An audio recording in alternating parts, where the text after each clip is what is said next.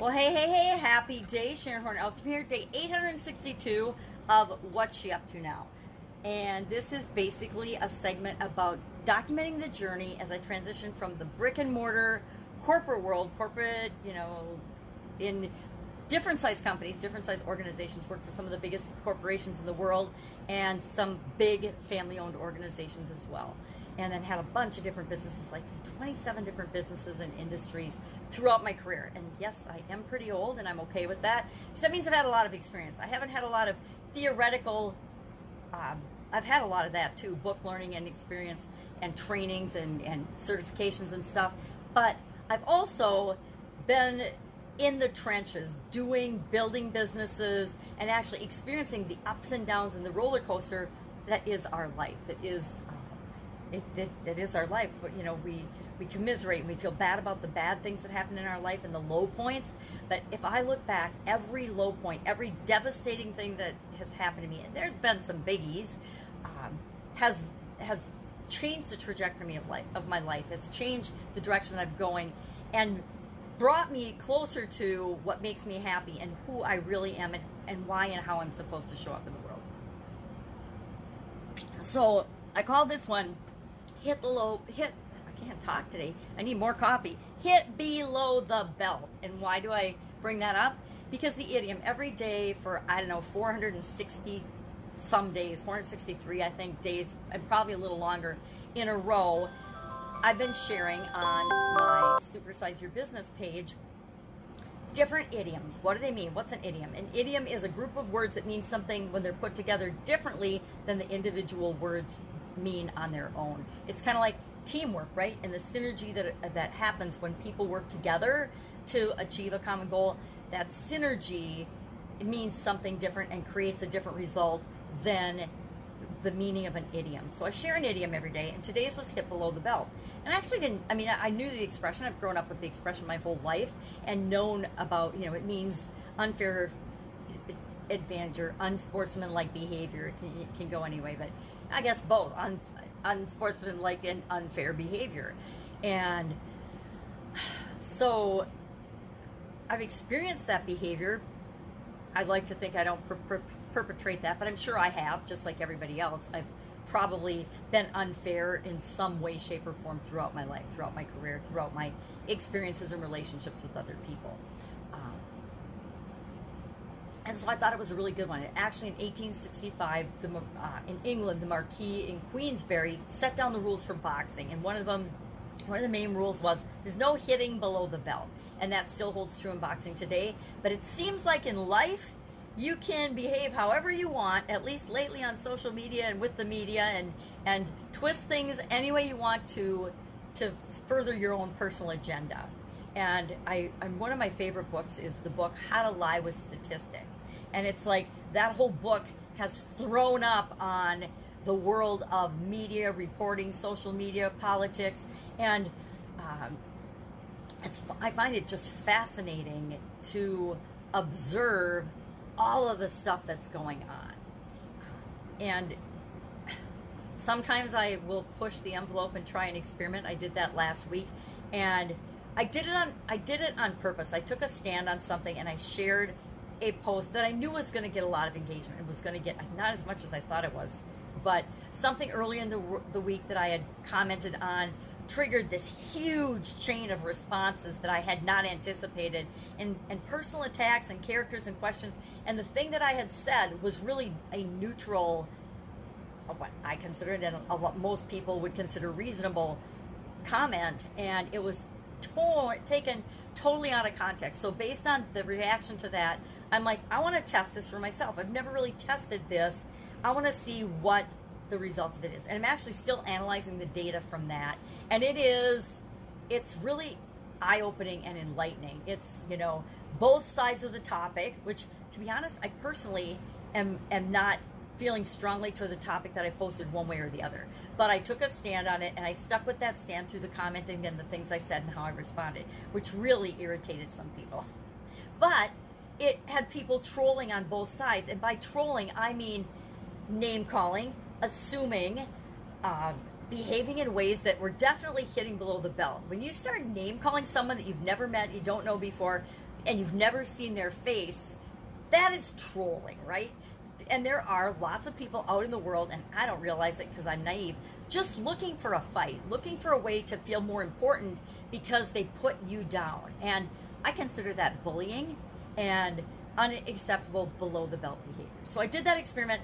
I will do I'll do a special report or a special write-up or something on it and just share it for free based on what I learned, because when you step back and you look at the situation, there are some alarming lessons that can be pulled from that and learned in ways that all of us, me included, are being manipulated by other entities and other parties and other things, other industries, for the benefit of those parties, the benefit of those organizations, the benefit of those industries, the benefit of, people in different situations where they're just greedily grabbing for power. They're not really doing what's right for the people that they're paid to represent. I'm, of course, talking about politicians. Anyway, and I'm talking about politicians as a whole, right? Not any one specific politician.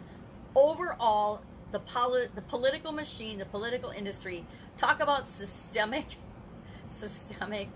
not systemic racism, although that's a new term. Isn't it interesting over the last week, the new terms that have popped up and just come to the forefront to justify an agenda and move forth some things that are not in the best interest of the human population, right? And they're not even really in the best interest of the people that we're trying to help and serve, and in this case, our Black Lives Matters, not the Black Lives Matters people, because there again, people that say Black Lives Matters are not the people that are, some of them, on the extremes of that belief in that regimen. So, now Black Lives Matters hashtag means different things to different people, but it's getting used and manipulated in like 17 different ways, not just in the way it's intended.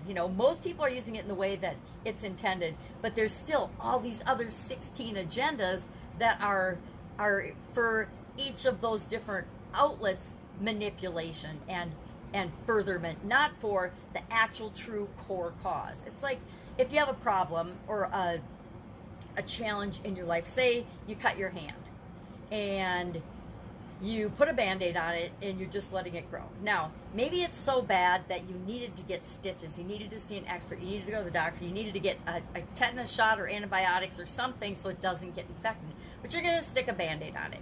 And then, lo and behold, it gets infected. It starts to get worse and worse and worse, and you just put more Band-Aids on it thinking, well, more Band-Aids are going to make it okay. Instead of actually finding the infection, the root cause of the problem, and solving that, you just keep putting Band-Aids over it and masking it, and it doesn't improve. And at some point, you have to cut off your thumb or wherever you got the cut, because it got infected and got gangrene and festered and grew.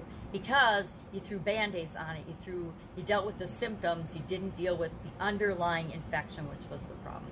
And so, guess what? We have lots of problems in the world, not just in our country, but in the entire world, that are systemic, right?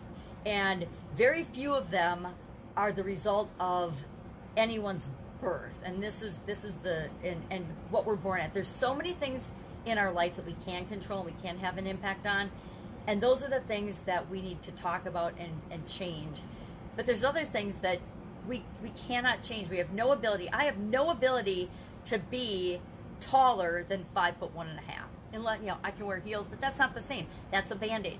I will forever be a 5'1.5" tall, unless I shrink, white woman, right? That's what I was born as. I wasn't born 5'1", but I was born a white baby in America. Now, I can't change that. I can understand other people's perspective and position on everything from because all of us human beings have different situations and different things, and part of who we are is changeable, and we should take the blame and be a victim if we have chosen not to change those things. But things that we can't change, like the color of our skin, to blame people or treat people differently or expect them to be different because of the color of our skin is the most freaking ludicrous argument on either side I've ever heard in my life. It's like expecting somebody to be taller or shorter than they are. What we are is what we are, and we have to love and accept that, not expect to change that. Now, how we behave, what we say, what we do, how we act, how we feel about things, how we're affected and impacted by things, that is something we are 100% responsible for and control. If somebody says something that upsets me, I have the ability to decide, well, number one, why does that upset me? Why does that trigger me either in a positive or negative way? And I talked about that on the Supersize Your Business page today. Everything that comes in, all of us need to just stop, take a deep breath, and then ask ourselves, before we respond, what does this mean? What does this mean to me? And do I respond?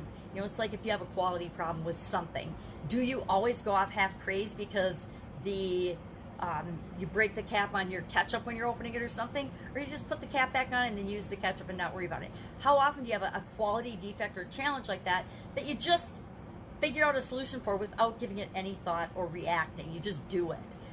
Most of the things in our life, we do that. Most of the things we do on autopilot. But there are outside forces triggering all of us, and me included, triggering us to respond in ways that we would never normally respond. And one of those ways is to just be quiet and not say anything and to shut up. There's this huge push to shut everybody down if you have a different opinion or if you don't agree. That is not America. America isn't shutting everybody down on either side, right? We get to express our opinion, but it's our opinion. We don't have to convince anyone else of it. We can just express and share how we feel, and that needs to be okay with everybody. If you get to express your opinion, I get to express mine, and I let you, and I expect you to let me as well. And I don't have to resort to name calling, bullying, trolling, or behavior that hits below the belt. So that's my whole diatribe on hit below the belt.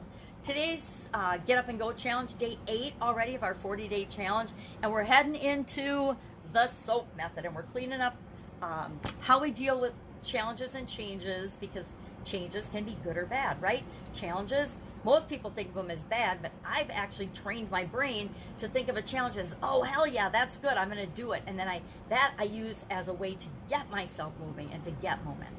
So we talked about S in SOAP today, the S in SOAP. And all of us have a lot of S going on in our lives right now. And it doesn't stand for sh, okay? So talked about that. Fun Day Challenge was day actually 153, doing one fun thing every day this year. And I'm so glad that I picked fun as the focus of my attention this year. Last year was happy. The year before that was stretching my comfort zone every day. And this year is, how can we have more fun every day? How can we do at least one fun thing every day? And hanging out with my 4-year-old granddaughter, I swear that has been what saved me personally through COVID-19 and kept me going in a positive way throughout all the change and all the pandemic and all the stuff that's going on. No matter what's going on in the world, I think being around some amazing human beings really makes the difference. So that's what is going on. That's what I'm working on.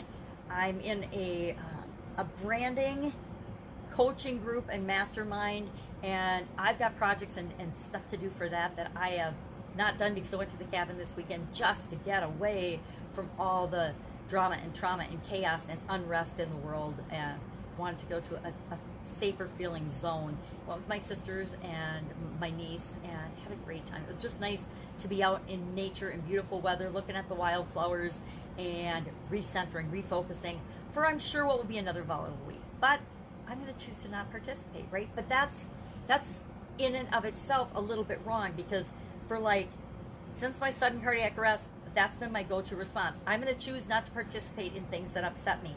And that saves me in a lot of ways, but it also dullens and deadens a lot of the passion and the aspects that really get me riled up and that I'm excited about. And so I'm rethinking, do I really just choose not to participate in everything?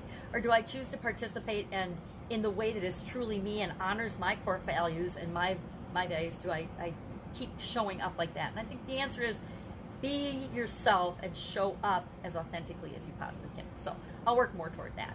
That's it. Have an absolutely amazing day. If I can help you in any way, ask in the comments below. Just hit me up and ask. And otherwise, I will catch you tomorrow.